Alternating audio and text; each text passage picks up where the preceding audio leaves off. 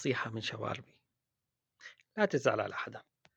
حياتك رح يمر فيها القبيح والمنيح، والقبيح رح يمر عندك كتير بحياتك، كل يوم والتاني رح تشوف واحد وسخ وحقير، والمناح والحبابين رح تلاقيهم قلال بحياتك، بس ولا واحد رح يضل معك. لا تزعل على حدا، حتى المنيح واللي بيحبك وقف معك رح توصل فيه لمرحلة إنه هو ينفجر، هو أصلا واقف معك عشان أنت توقف معه، عشان يلاقيك جنبه. فبس تكون حياتك في الحضيض رح توصل لمرحلة ويتركك. لا تزعل على شي، خلص خليهم يروحوا كلياتهم، كلهم لا تزعل على حدا، لا المنيح ولا القبيح.